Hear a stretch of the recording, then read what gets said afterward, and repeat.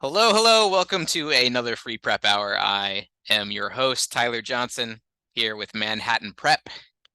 And if you've never been to a free prep hour before, these are opportunities for me and the other instructors here to take a look at some of our favorite test topics and go deep into them. And what we are looking at today is going to be unit conversions. So we'll be doing various math problems involving a whole different range of units here. Also, the way this works is this session is happening live right now inside a Zoom room.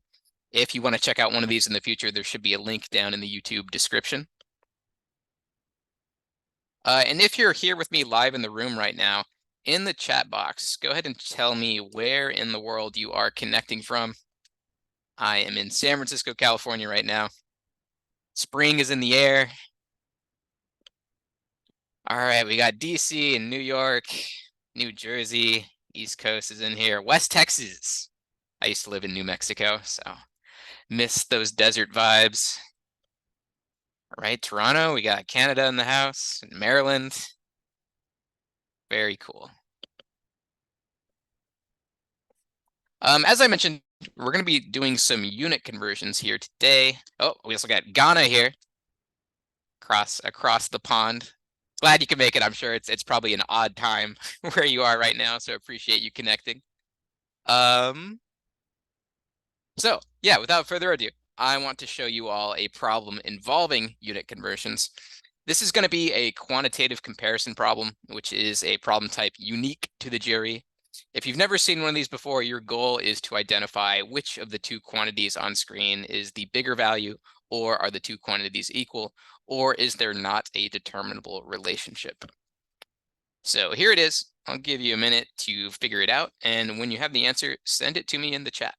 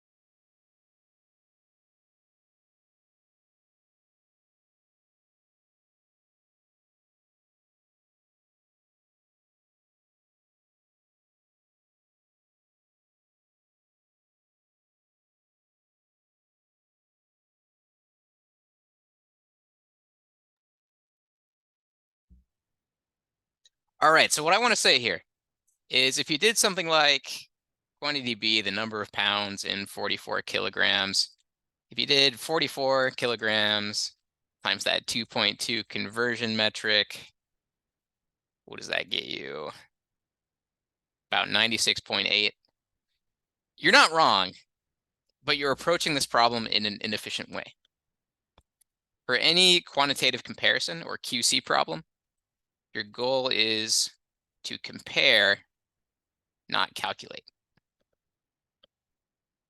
And what I want you to understand about this first conversion, kilograms versus pounds, the pound number is always going to be bigger than the kilogram number, regardless of, what's on the screen, or I don't want to say on the screen, what these numbers are, right? As you change those values to something else, the kilogram amount will always be smaller than the pound amount.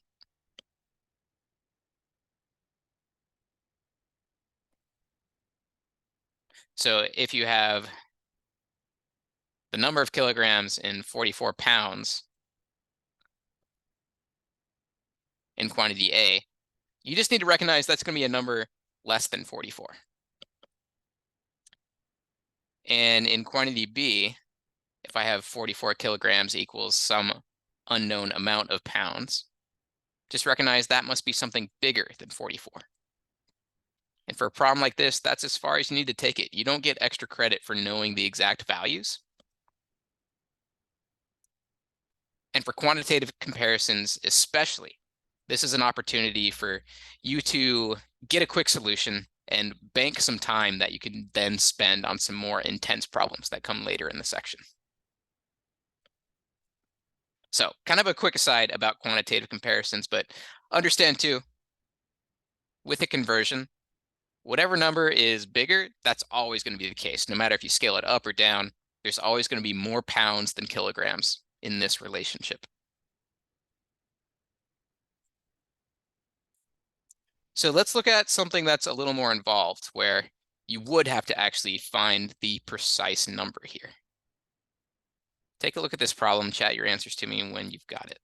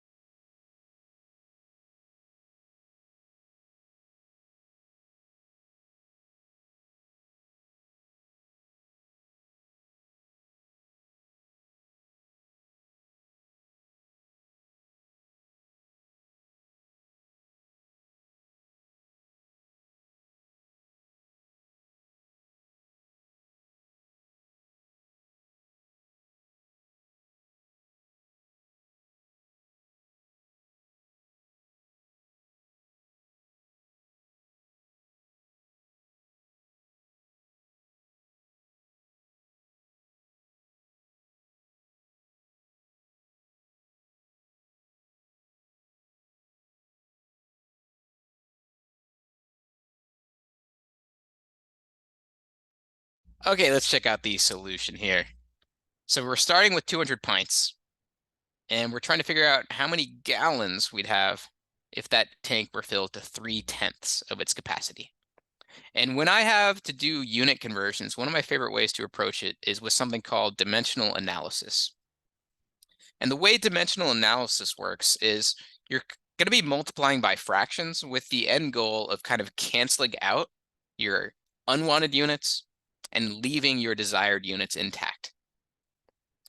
So what this means is I'm starting with pints and I want to end up with gallons. So I want to multiply by some sort of gallon over pint fraction. Because when I do that, the pints get canceled out because I have pints on top here and on bottom. So those two numbers cancel each other out. And then I'm just left with the gallons on top. And my actual conversion is supplied. It's 1 gallon to 8 pints. And then the final step here is I'll also need to just figure out 3/10 of that number. I don't just want a raw conversion. I'm only interested in 3/10 of that tank. So the math here, pints cancels with pints. I'm only left with gallons, which is exactly what I want. The other things I could cancel here is this 10 I can divide with 200, and I'm going to be left with 20. So in the end, I have 20 times 3 over 8.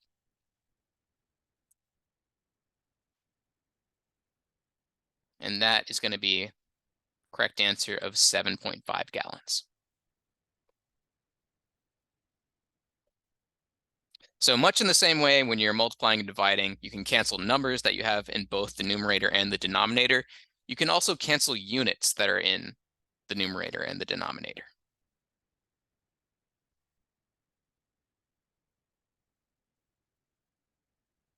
So that's the main idea with dimensional analysis. Let me show you one that's a little more involved. Try this one next.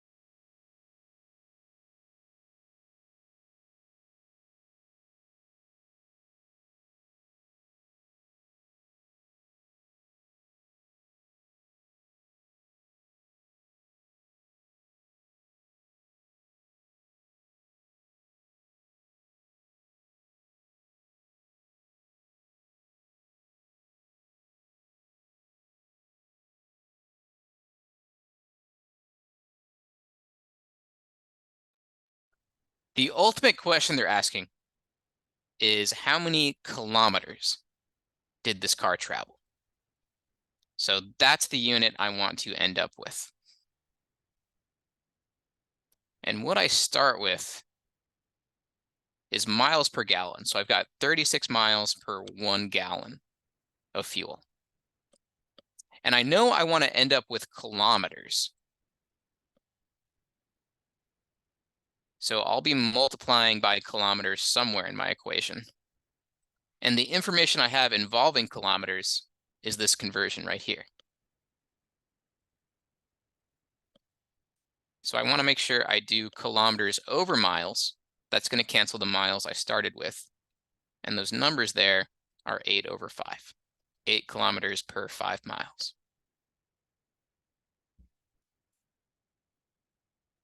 So currently the miles would go away, but I'm left with kilometers per gallon. And that's not what I want. I just want pure kilometers, not kilometers per gallon.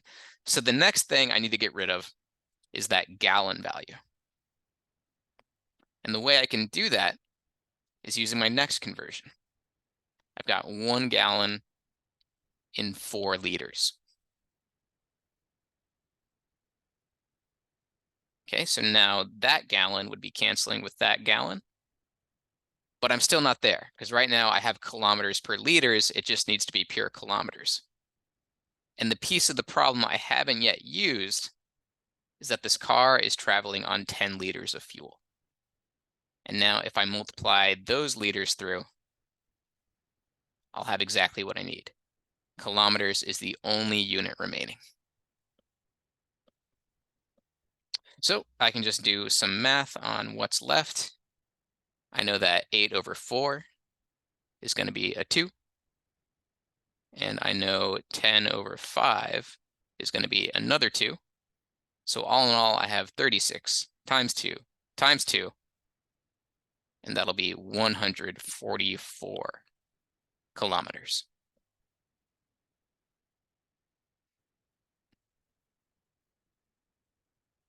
So from the start of the problem, it really helps get clear on what your ultimate goal unit is going to be.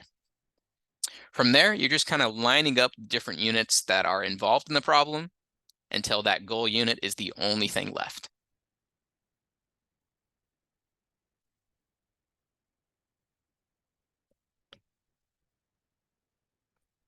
Another common place you'll see these unit conversions is going to be in geometry problems.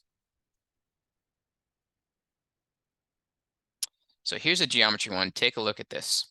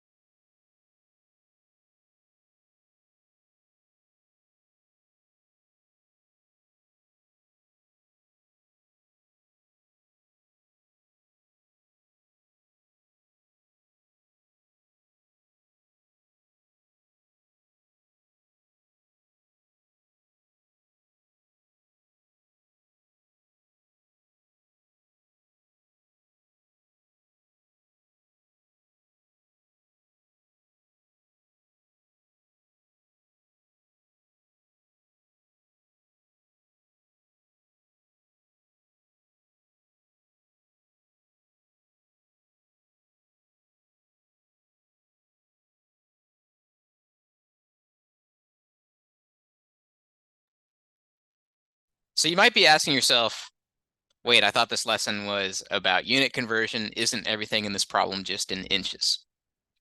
And I want you to be careful there, that yes, everything is being measured in inches, but there are different kinds of inches here.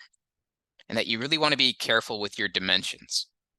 That there are things in this problem in inches and inches squared and inches cubed. The starting piece of info is that one of the faces on this cube has an area of 49 square inches. So if the face area is 49 square inches, what that tells you is the individual sides, it must be 7 inches by 7 inches, right? And that's just one-dimensional plain inches. The area, that's in inches squared, which means the volume here, that's going to be in inches cubed.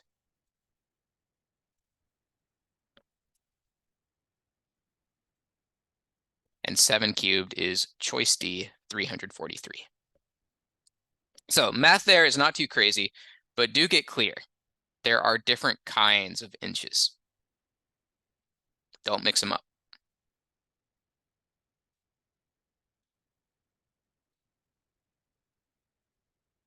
With that said, here is a trickier problem involving different kinds of inches.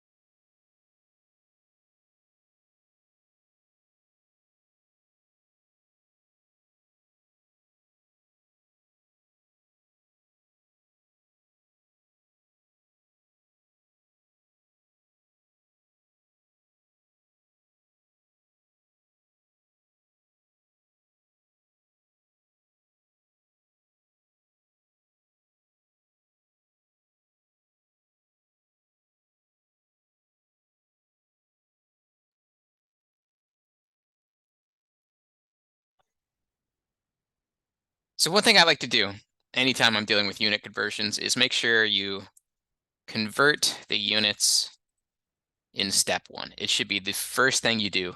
Otherwise, you're going to hit some trouble later. So this floor is 4 feet by 5 feet. And if there's 12 inches in a foot, then in terms of inches, I'm looking at 60 inches and 48 inches. Which means in terms of inches squared, you've got 48 by 60. And that makes 2,880 square inches, or inches squared if you prefer.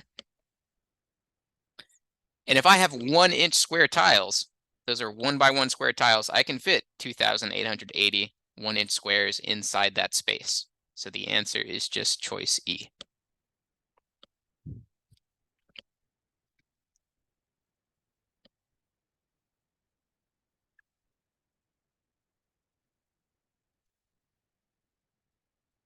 I had a question in the chat. Would I add anything here?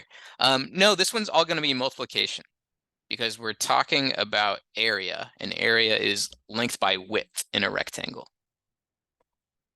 There's something called surface area, where if we had a 3-dimensional shape, I would take the area of each surface and then add each of those areas to get the total surface area, which we might see something like that later, but for now, it's all multiplication based.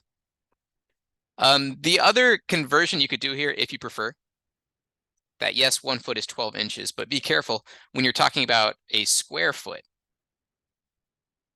A square foot is not equal to 12 inches. Both those numbers have to get squared. So 1 squared is 1, 12 squared is 144.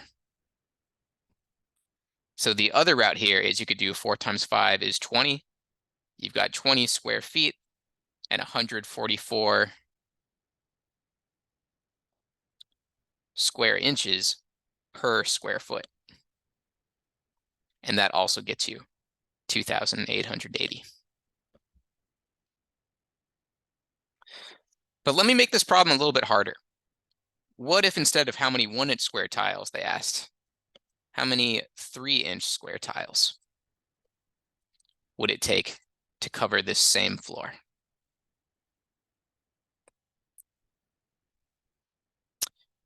Chat your answers to me for that one.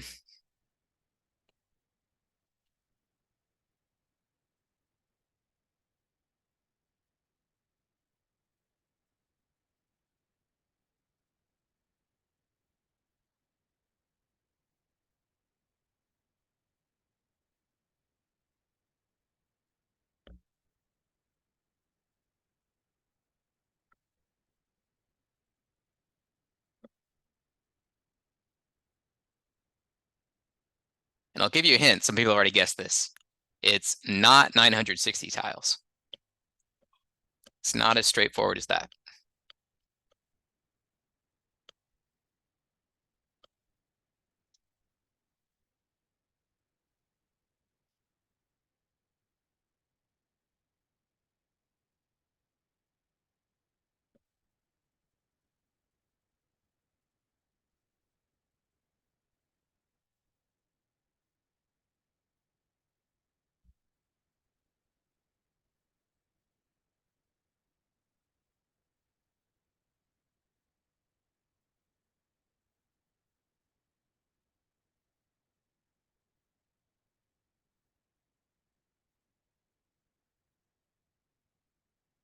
So the calculation this time around, we have this 2,880 square inches of floor, and we're trying to fit 3-inch tiles inside of it.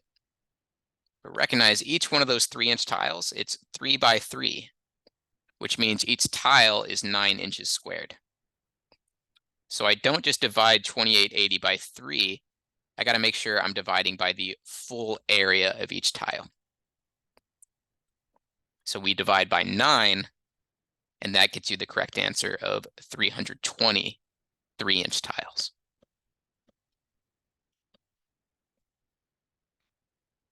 So it's a little tricky, but that's why it's really helpful. Keep track in your head. Are you dealing with 1-dimensional inches or 2-dimensional square inches or 3-dimensional cubic inches?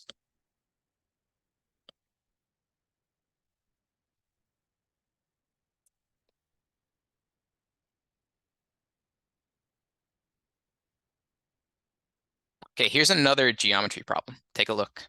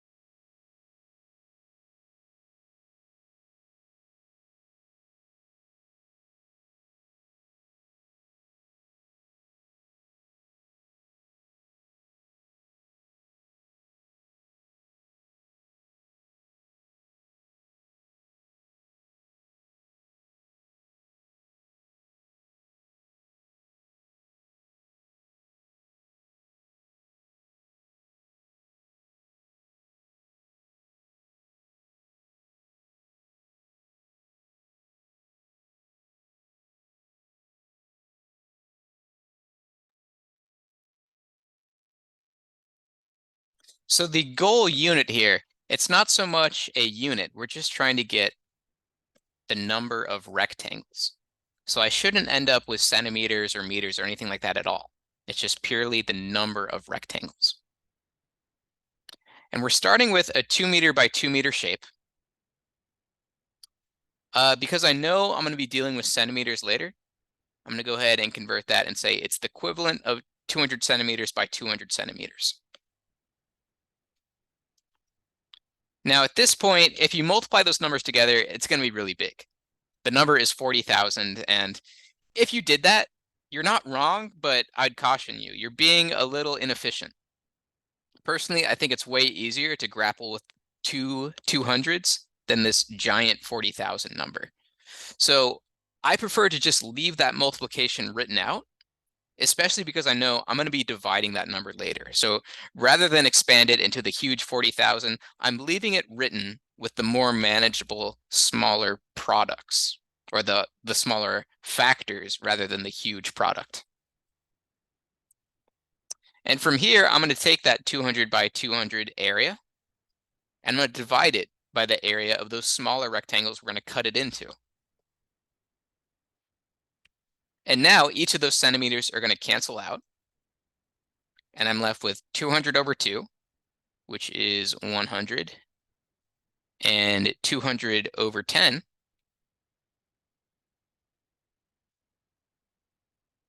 which is 20. And 100 times 20, that gets me the correct answer. There are 2,000 rectangles here.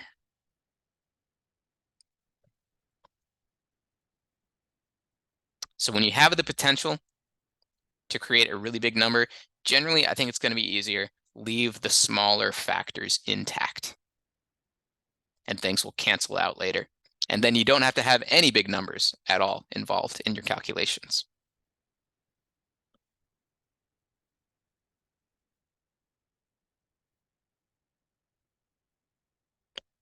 Okay, here's yet another geometry problem, but we're going to kick it into the third dimension here. Take a look.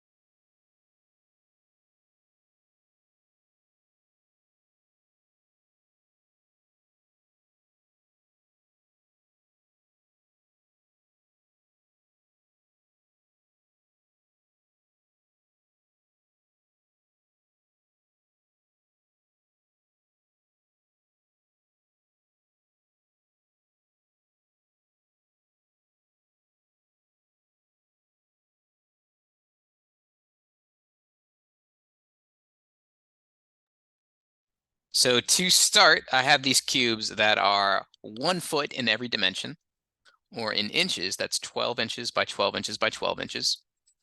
And we're going to cut them into these 2 by 2 by 2 inch smaller cubes.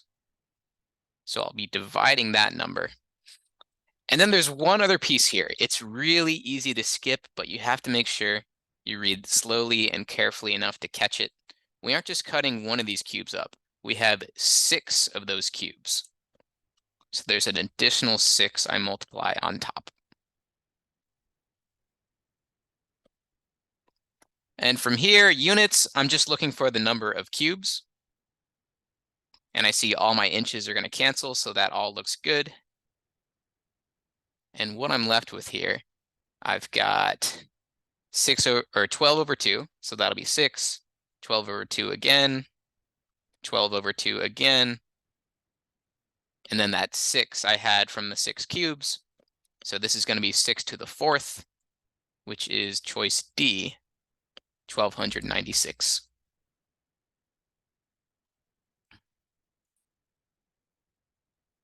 And if this bit caught you, that's okay. I see it all the time, but it's a common thing that the GRE will try and sneak in there. So what I would say is don't focus only on the numbers. I think especially on the quant section, we kind of get this tunnel vision and our eyes zoom in straight to the numbers, but you want to make sure that you slow down and read the words carefully as well, because there's often going to be important information in the text that if you go too fast, you'll blow right past it, and then you're going to get the problem wrong. So slow it down, read carefully. Okay, I've got one more geometry problem, then we'll switch gears and talk about something a little different. Here it is. This one's tough. Try it out.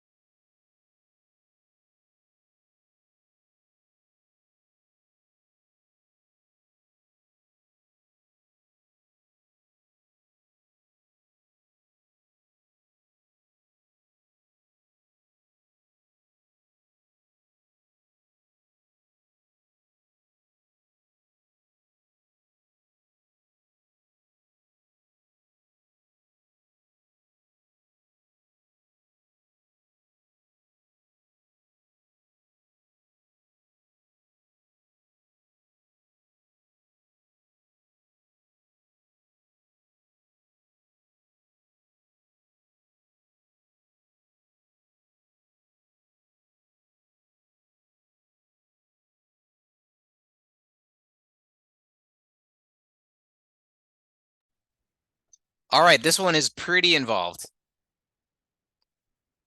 Let me show y'all what's going on here. So it's 2 feet by 2 feet by 2 feet. That's the big cube we've got here. So in inches, 24 by 24 by 24.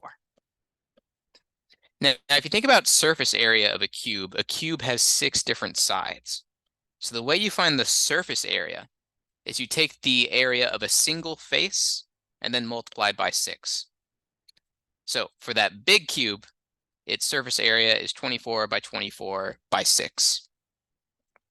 And again, I'm not going to bother multiplying that out because I know my final question here involves a ratio. So it's going to be one number over another.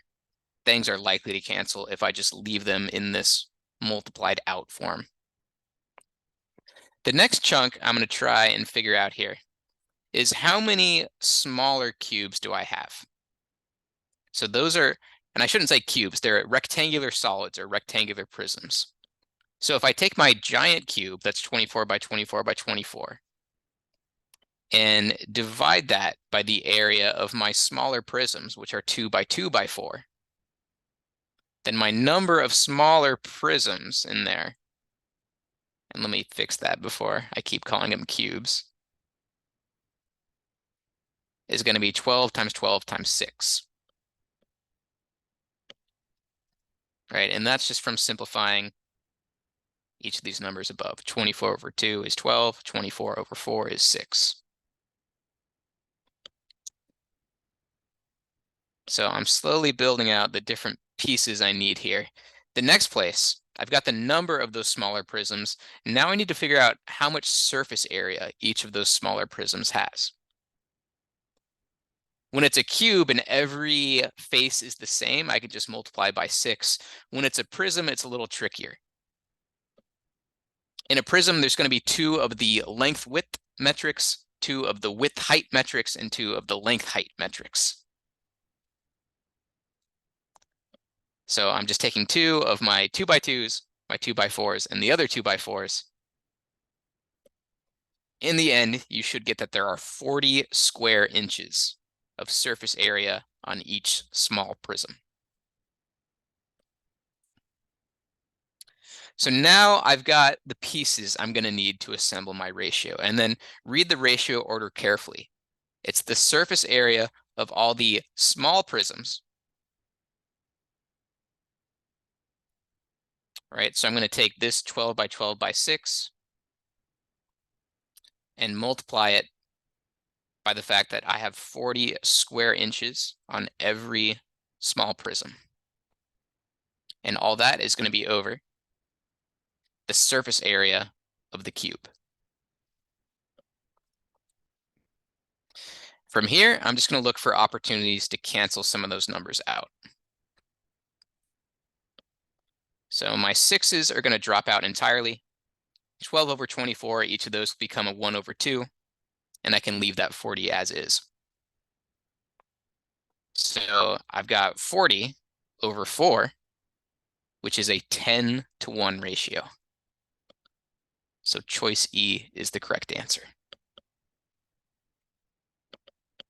So pretty difficult, pretty long problem. You just need to kind of build out the different pieces that get you towards your goal. I want the 2 surface areas and then the ratio of those 2. So I need square inches over square inches.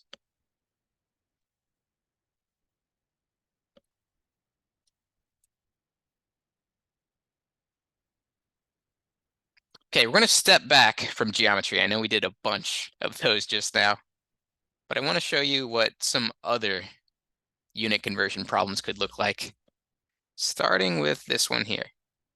Try it out.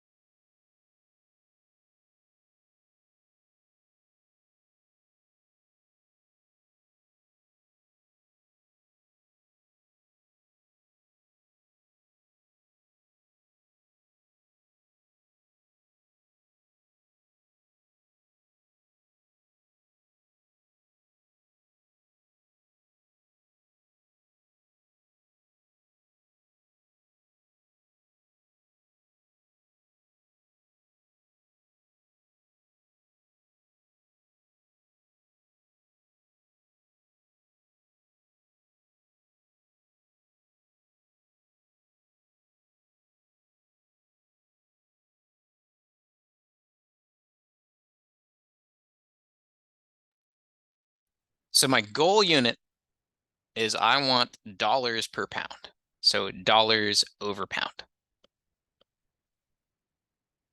And in the first line, they tell you cheese costs C cents per ounce. And if I want dollars, I'm going to use the fact that I've got $1 in 100 cents. That's going to leave me with dollars per ounce. So I'm closer, but I need dollars per pound. So now I need another metric, ounces. There are 16 in 1 pound.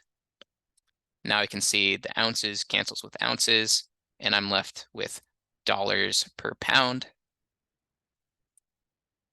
And if I multiply all my terms, I get 16C dollars over 100 pounds, which unfortunately I don't see in the answer choices, but 16 and 100, those are both multiples of 4. And if I scale each of those down by 4, I get 4C over 25, and that's correct answer A.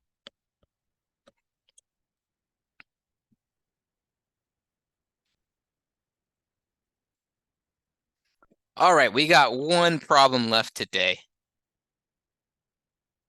Can be a little tricky, so remember to slow down and read carefully. Here it is.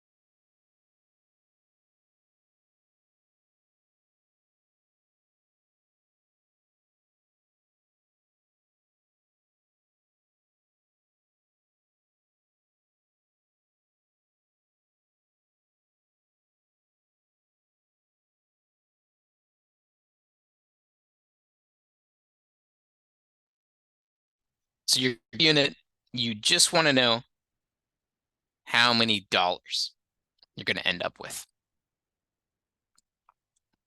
And you've got C cents per ounce. You've got 100 cents in a dollar.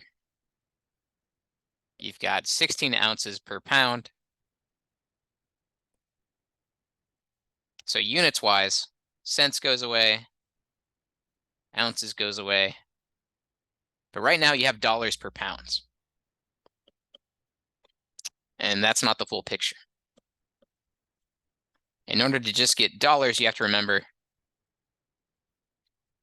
there's going to be P pounds of this drink being ordered. And there's one other subtle thing I'm missing right now, too. Got to read carefully, because we're selling it at 3 times what we paid. So it's 3 C cents per ounce that you're going to be selling at. So multiply these terms through. 3C times 16P, that is 48 CP. And down below, I guess I should mention these pounds have canceled. You're going to get 100.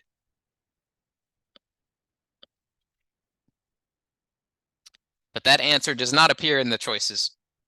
But again, everything here is a multiple of 4.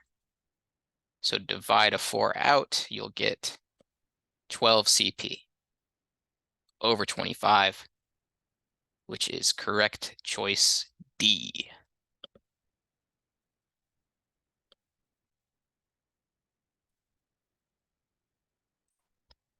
All right, so wrapping up on what we talked about today. Remember the powers of dimensional analysis, where you first want to figure out what your goal unit looks like, and then start arranging the conversions like fractions, where you get your undesired units to cancel out, and you leave your desired unit intact. Also remember, if there's conversions involved, you typically want to get that done in step 1. Otherwise, stuff can get messy and throw a wrench in the gears later. Furthermore, in geometry, make sure you keep your different dimensional units separated. Don't mix up inches versus inches squared versus inches cubed. And lastly, don't forget to read carefully. There's often going to be important details hidden within the text. If you look just at the numbers, you're likely to miss it. So that's it for us here today. If you like this session and you want to check out some others in the future, you can head to that link on screen that should also be in the YouTube video description. I'll drop it in the Zoom room chat for you as well. And also, you all should know, we do a 9-session course here at Manhattan Prep all about the GRE, and we open session number 1 up to the public. So if you want to come check out a full 3-hour class sometime, head to that link and you should be able to see what upcoming classes are available. All right, I'm going to go ahead and close out the room. Thank you all for being here.